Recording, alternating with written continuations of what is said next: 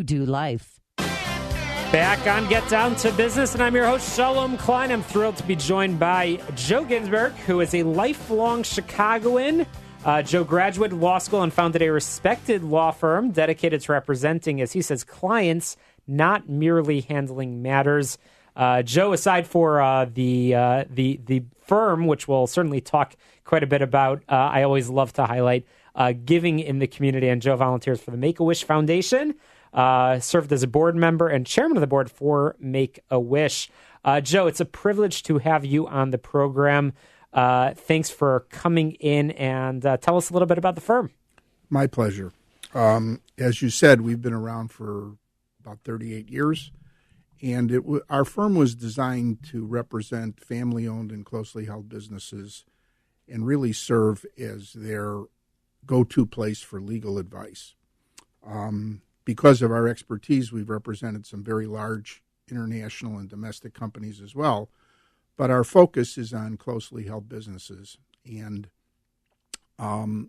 just about anything that they need, we try to meet. We have relationship managing partners who deal with the relationships with the clients, and our goal is always to become one of their trusted advisors. So, Joe, we're going to talk, I'm fascinated, as you know, about the subject of closely held businesses and family businesses. So we'll certainly talk some more about that. We'll talk about community involvement. But I'm curious about the firm. I talked to a lot of attorneys, talked to a lot of folks in the legal world in Chicago, and there are many firms that are out there. Why is, as we say on Passover, why is your firm different than any other firm? Well, I think we're different because of our perspective. We're kind of like the old family practitioners when there were things like that as doctors. We care about our patients, our clients, and we try to deliver our services in a caring and thoughtful way. It's not just handling a matter and getting a matter done in a vacuum.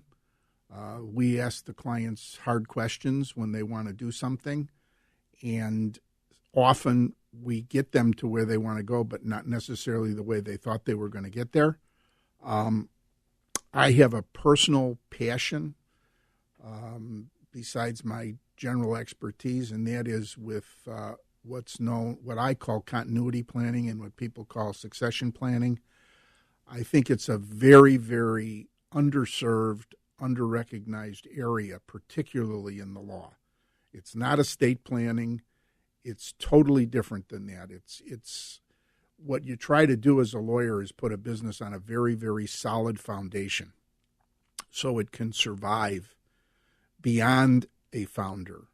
And a good succession plan can even be a sale in some cases. Do you believe that businesses often are not having that conversation, are not engaging in succession planning, at least proactively? Definitely not. It's like pulling teeth sometimes to get a founder particularly to address the issue. And I think it's really has to do with the culture in our country. Everybody here is an entrepreneur. Everybody you can think of that you admire is an entrepreneur. And I personally never believe in the self-made person. And all too often, the idea of some kind of planning of the type we're talking about, and that's putting a lot of time and effort into it. It's not something you do in a minute. It's very little. The paper is the culmination of a long process.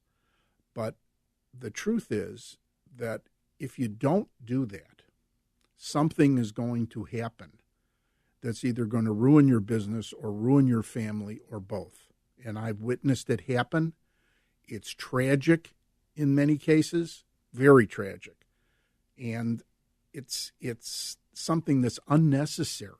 And businesses that families, that individuals, but families often have worked so hard to build, and it's called building a business for a reason, only to have it destroyed because of the lack of planning. How disappointing. So, Joe, I want to touch on something before we have to squeeze in a break. You mentioned that you act as essentially part of the team. You're a strategic advisor to companies. What does that mean? That means if a client comes to me and says, Joe, you don't really have to know what I need this building for or why I'm moving there.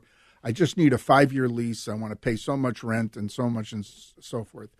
To my way of thinking, that's like me going to an automobile mechanic without my lack of knowledge of automobiles, and saying, you hear that noise under the hood?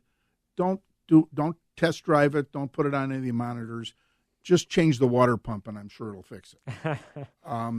You're not doing the client a service. You may come back to having a lease, but how you craft the lease to meet a client's needs, the best story I have for that is, I represented a client who had a building and wasn't intended to have a tenant in it. It was a small suburban bank building. And they called up and wanted to have a real estate office in there. And the long story short is that there were so many issues that they didn't think of, including the fact that the bank has banker's hours and the office of a realtor is open 7 days a week, 24/7.